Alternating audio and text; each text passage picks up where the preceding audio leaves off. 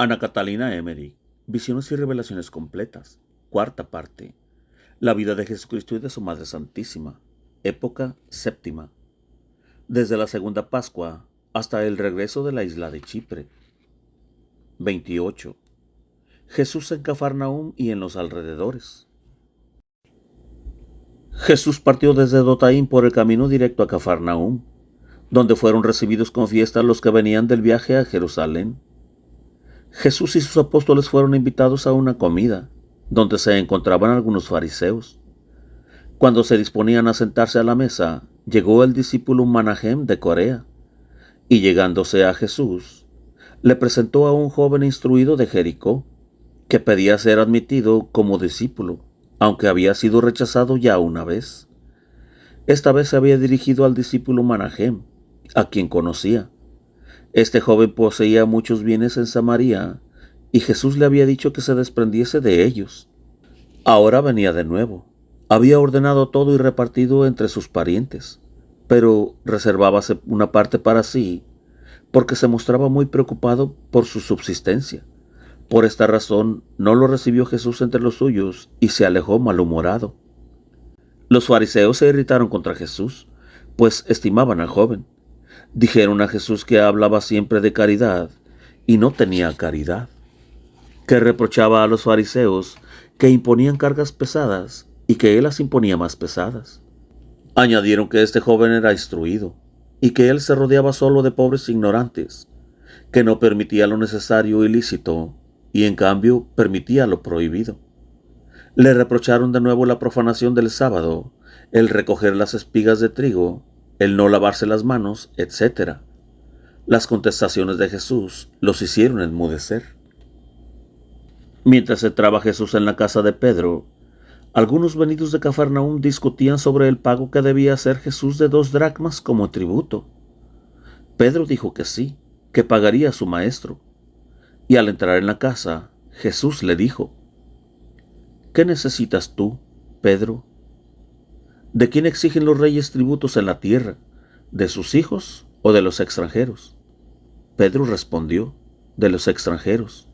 Jesús dijo: los hijos entonces están libres, pero para que no se escandalicen, vete al lago, echa el anzuelo, y al primer pez que pique, sácale una moneda, con la cual pagarás por mí y por ti. Pedro, lleno de fe sencilla, echó el anzuelo y pescó un pez. Le abrió la boca y encontró adentro una moneda redonda, alargada y amarilla, y con ella pagó por sí y por Jesús. El pescado era tan grande que pudieron comer de él todos en la comida del mediodía. Luego preguntó Jesús de qué habían hablado los apóstoles en el camino desde Dotaim a Cafarnaúm. Callaron, porque habían tratado de quién de ellos sería el mayor en el reino de Dios. Jesús, que conocía sus pensamientos, les dijo: quien quiera ser el primero, sea el último y el siervo de todos. Después de la comida se retiró con los 12 y los discípulos a Cafarnaúm, donde había una fiesta para los recién llegados de Jerusalén, acabadas las fiestas. Las calles y las casas estaban adornadas con festones de ramas y flores. Niños, ancianos y mujeres, y los escolares venían al encuentro de los viajeros, los cuales se habían reunido como en procesión, caminando por las calles, visitando las casas de los amigos y de los principales del pueblo. Los fariseos y muchos otros andaban allí muy contentos con Jesús y los discípulos.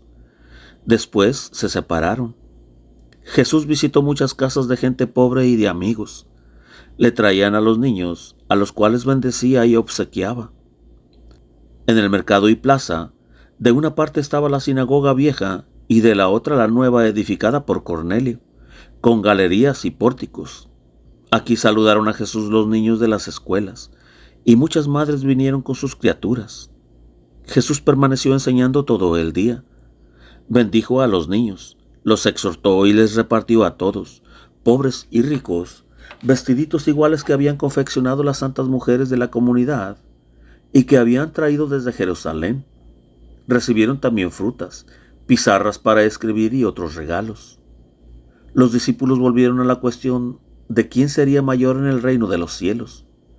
Entonces Jesús llamó a una mujer distinguida, esposa de un comerciante que estaba a cierta distancia con su hijo de 4 años. La mujer se cubrió con el velo y se adelantó con su niño. Tomó Jesús al niño y la madre se retiró a un lado. Jesús abrazó al niño, lo puso delante de los discípulos, en medio de muchos otros niños que estaban allí, y dijo: Quien no se hiciere como un niño, no entrará en el reino de los cielos. Quien recibe a un niño en mi nombre, me recibe a mí, y también a aquel que me envió. Quien se humillare como este niño, este será el mayor en el reino de los cielos.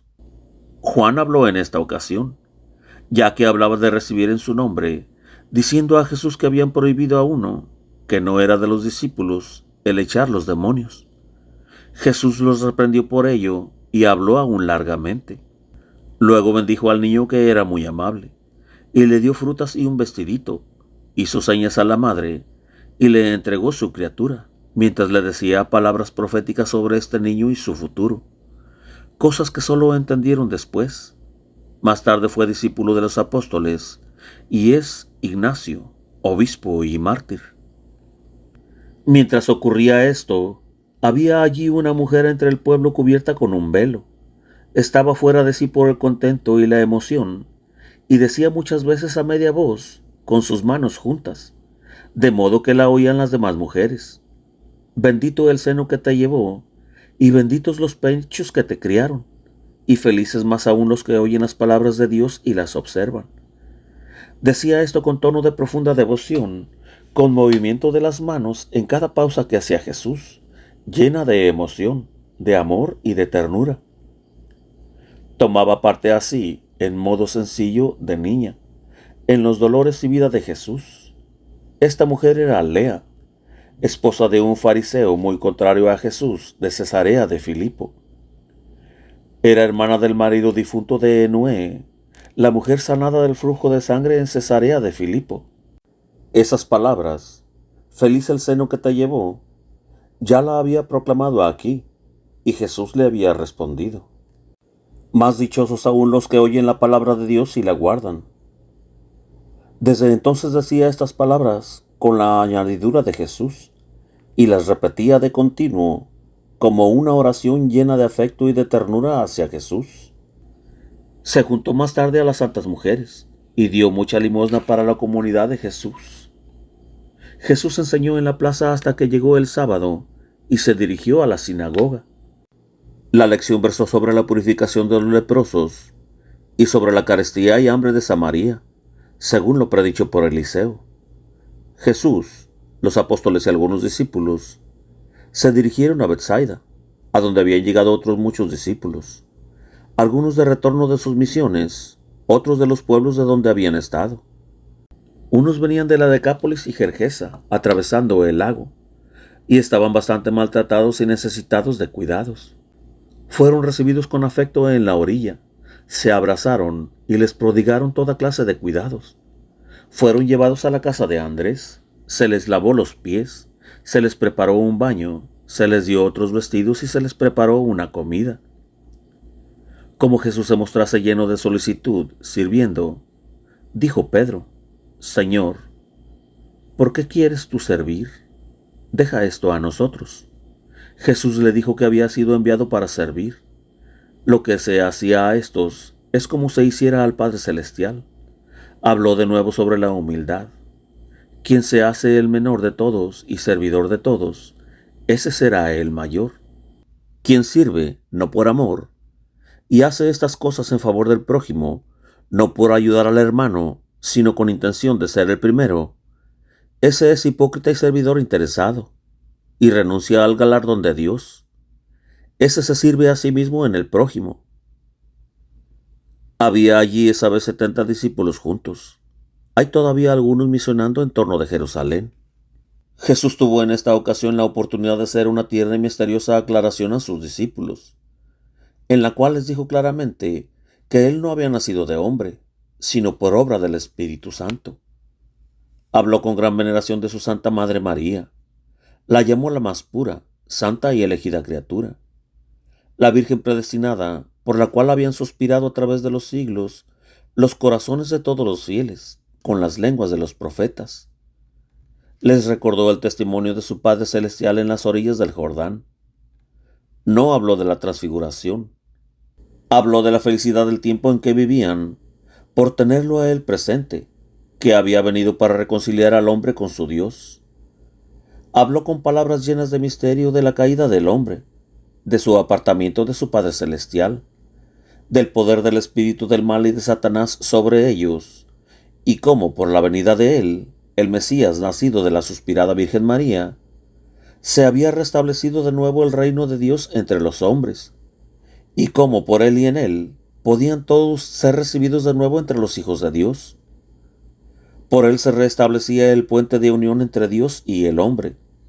Por eso el que quiera ir a Dios debe pasar por Él y con Él, dejando lo terreno y lo pasajero del mundo. Dijo también que el poder de Satanás había sido quebrado en el mundo, y como todo lo malo entre los hombres y la naturaleza puede ser vencido con unirse a Él en la fe y en el amor y en su nombre. De esto habló con solemnidad y con intensa seriedad.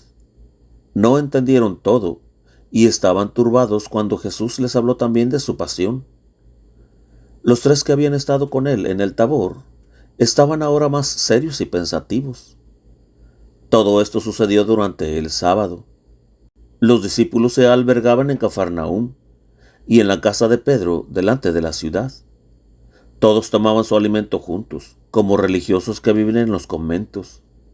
Al día siguiente después del sábado, se dirigió Jesús con los suyos al norte de Cafarnaúm, hacia la montaña de la despedida, a unas 2 horas de distancia, donde estaban los hombres segando las mieses, y andando entre ellos, a veces enseñaba a los discípulos y a los apóstoles.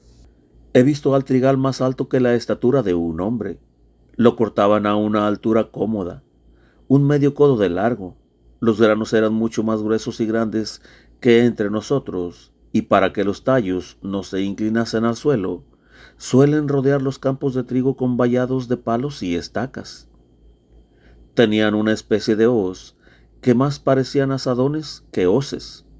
Con la mano derecha cortaban un manojo de tallos, que sujetaban con la mano izquierda, de tal manera que cortados, les caían en los brazos, que luego ataban en gavillas. Era un trabajo pesado, pero lo hacían con rapidez. Todo lo que caía al suelo pertenecía de derecho a los pobres cosechadores. Jesús enseñaba a estos obreros en momentos de descanso. Les preguntaba cuándo habían cosechado, cuánto habían sembrado, a quién pertenecía el trigo, cómo era el suelo, cómo solían cultivar. Con estas preguntas unía sus parábolas de la semilla, de la cizaña, del grano de trigo, del juntar y quemar la paja. Enseñaba a los discípulos cómo debían ellos a su vez evangelizar, y de lo predicado hacía enseñanza.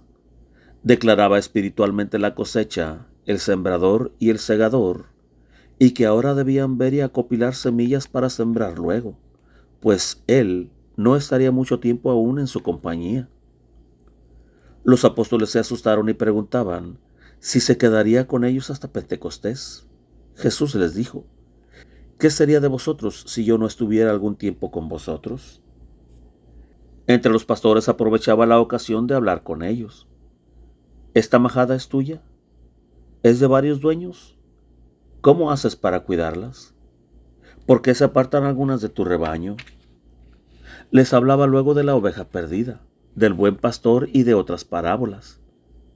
Después Jesús se fue a un valle que se extendía al oeste, más alto que Cafarnaúm. A su derecha estaba la montaña de Zafet.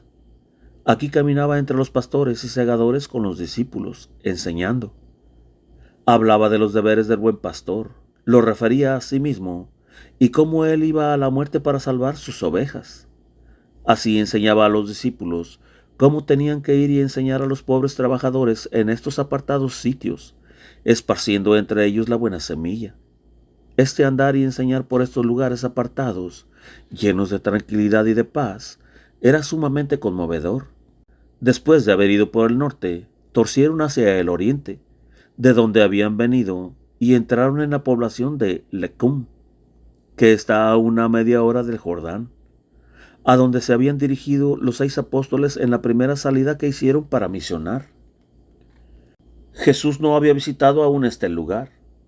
Habían llegado a la ciudad de los peregrinos que volvieron de Jerusalén y cierta cantidad de fariseos.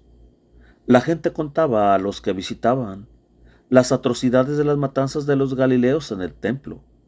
A Jesús aún no le habían dicho nada. Lecum es un lugar pequeño, pero próspero, a media hora del Jordán y a unas horas de su entrada en el lago. Los habitantes son judíos. Solo en las afueras viven algunos paganos pobres, dejados por las caravanas que pasan y que viven en chozas. Todos están ocupados en la industria del algodón. Preparan la materia prima y hacen mantas y géneros. Veo que hasta los niños trabajan en esta industria. Celebran una fiesta por la vuelta de los peregrinos de Jerusalén, como en Cafarnaúm. Las calles están adornadas con festones de ramas y flores. Los recién llegados visitan las casas de sus amigos y los niños de la escuela salen a su encuentro. Jesús entró en algunas casas de pobres y enfermos y sanó a algunos. En la plaza hizo un sermón. Primero a los niños, a los cuales besaba y abrazaba. Luego a los jóvenes y doncellas que habían acudido con sus respectivos maestros con ocasión de esta fiesta. Cuando los niños y jóvenes volvieron a sus casas, enseñó a grupos de hombres y de mujeres, y les habló del matrimonio con toda clase de parábolas y comparaciones. Les dijo que la naturaleza humana está muy manchada con pasiones malas, las que hay que dominar con la oración y la mortificación. Quien sigue sus malas inclinaciones se acarrea males. Las obras malas le siguen al hombre, le acusan y le delatan. Nuestro cuerpo es una imagen del Creador, y Satanás quiso destruir esa imagen. Las demasías traen pecado y enfermedad, producen deformación y maldad. Exhortó a la castidad, a la templanza y a la oración. Esta abstinencia, oración y continencia es lo que disgustó a los santos y a los profetas. Todo esto lo explicó con parábolas del sembrar del trigo y de limpiar el campo de piedras y de cizaña, con el descanso en paz de los campos, con la bendición de Dios sobre los sembrados, cuando son bienes poseídos honestamente. También usó de la comparación del estado del matrimonio con el cultivo de un viñedo y con la necesidad de podar sus sarmientos. Habló de las mejoras de las vides, de las familias piadosas, con parábolas de poder e injertar buenas clases de vides, y de mejorar las razas decaídas y depravadas. Habló de la santidad del Padre común Abraham y de la alianza de la circuncisión, de cómo sus descendientes volvieron a pervertirse, especialmente en la mezcla con los pueblos paganos y con las licencias que se tomaban. Habló del dueño del viñedo que envía a su propio hijo y cómo habían de tratar a ese hijo. Las gentes estaban muy conmovidas. Muchos lloraban y se sentían movidos a convertirse. Esta enseñanza la dio Jesús porque nunca habían sido instruidos en estos misterios y vivían bastante libremente. Les habló de la necesidad de la cooperación, de la buena voluntad en la oración, de la renuncia y de la abnegación. Decíales que lo que se privaban en alimento, bebida y superfluidades de la vida, lo pusieran llenos de confianza en las manos de Dios, con la petición de que lo haga llegar a los pobres y a los pastores que viven solitarios en los campos desiertos. El Padre que está en los cielos oirá, como buen dispensador, la oración, si ellos, como siervos fieles, le entregan para los pobres o conocidos, o buscados voluntariamente, ya que el Padre mismo les había dado a ellos muchas cosas superfluas. Esto era cooperación, y Dios trabaja con aquellos siervos fieles y creyentes. Trajo la comparación de ciertos árboles que favorecen el crecimiento de otros, como por amor y buen deseo, sin dañar ni perjudicar a otros, ni tocarlos siquiera. Desde Lecum partió Jesús a través del Jordán a Bethsaida y a Julias, donde enseñó. Aquí también se festejaba a los recién llegados de Jerusalén. He visto a Jesús caminar con sus discípulos, algunos fariseos, escribas y hombres principales de Julias, mientras enseñaba. Le contaron la matanza de los Galileos en el templo de Jerusalén. He oído en esta ocasión que murieron unas 100 personas de Jerusalén y unos 150 de los fanáticos que seguían a Judas Gaulonita. Estos habían, en efecto, persuadido a muchos de Jerusalén a acompañarlos al templo, pues temían ir solos a hacer sus ofrendas y sacrificios. Esta gente se había juntado con los fanáticos, aunque no participaban de sus ideas de negar el tributo al César, y así perecieron allí por estar confundidos con los revoltosos. La región de Julias es sobremanera hermosa, fértil, casi solitaria y verde, llena de camellos y asnos, que andan pastando, y un refugio de toda clase de animales y pájaros, como un parque zoológico. Hay diversos caminitos y varios arroyuelos que se dirigen al lago. Al sol de mediodía, todo el lago brilla como un terso espejo. El camino principal corre junto al río Jordán. Aquí reina la soledad. Jesús y los suyos pasaron el Jordán y se dirigieron a Betsaida y Cafarnaúm. Y siendo sábado, Jesús enseñó allí. Se leyeron los rollos donde Moisés habla de los sacrificios de reconciliación que deben sacrificarse sin tomar la sangre. Habló también de los parentescos prohibidos en los casamientos. La lectura fue también de Ezequiel, sobre los pecados de Jerusalén. Tercer libro de Moisés, capítulo 16 al 19. Ezequiel 22. Jesús fue invitado a una comida con sus discípulos por un fariseo. La casa estaba cerca de la del centurión Cornelio. Se encontraba allí un enfermo que pidió salud. Preguntó Jesús a los fariseos si era lícito curar en sábado. Como no contestaran, Jesús puso sus manos sobre el enfermo y lo sanó. Cuando éste se alejaba dando gracias y cantando las alabanzas de Dios, Jesús dijo a los fariseos lo que solía decir con frecuencia: ninguno de vosotros dejará a su asno o a su buey perecer, si en día de sábado cae en un pozo. Se irritaron, pero no supieron qué contestar.